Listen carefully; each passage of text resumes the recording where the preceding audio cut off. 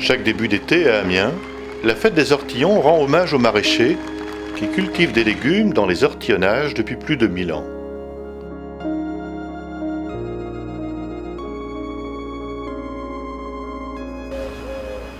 Aujourd'hui, une dizaine d'ortillons cultivent environ 30 hectares, une petite partie des 300 hectares exploités au XIXe siècle.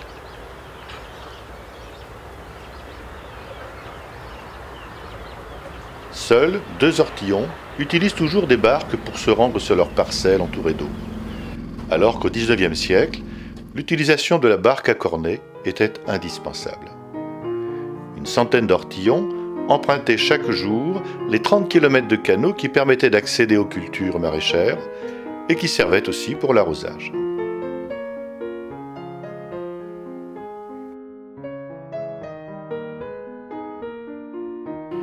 Au XXIe siècle, la tradition se perpétue et, le temps d'une journée, les ortillons et les ortillonnes quittent leurs parcelles de maraîchage et reprennent la barque à cornet pour descendre la Saône.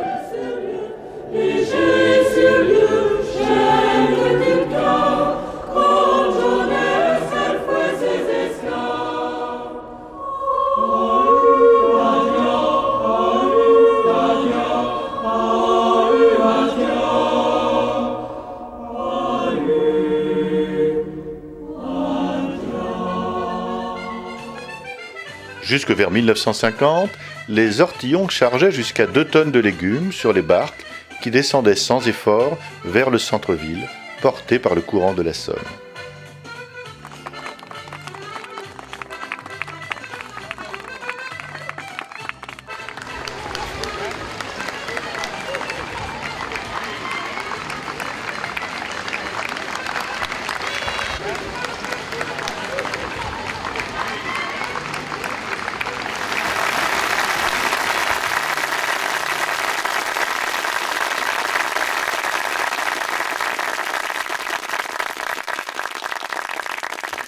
Autrefois, en fin d'après-midi, une centaine de bateaux à cornet accostaient au quartier Saint-Leu, au pied de la cathédrale.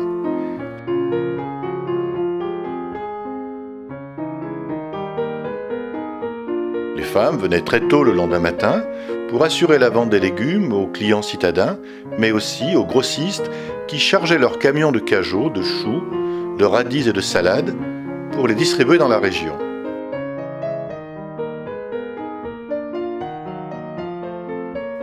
Vers 1970, le marché aux grossistes de légumes est déplacé dans un autre lieu et les bateaux à cornet amarrés au quai se font de plus en plus rares.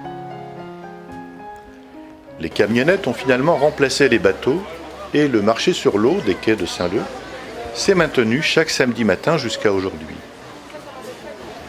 Les bateaux chargés de légumes ne viennent plus au quartier Saint-Leu qu'une fois par an lors de la fête des ortillons.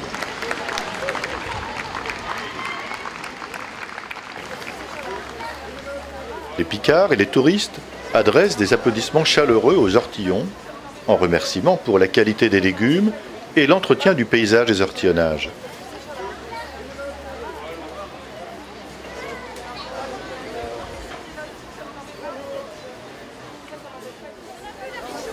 Voilà madame, bonne journée, au revoir.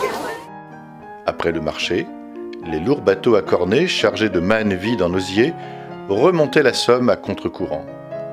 Une tâche souvent confiée aux femmes qui partaient retrouver les hommes au travail dans les parcelles.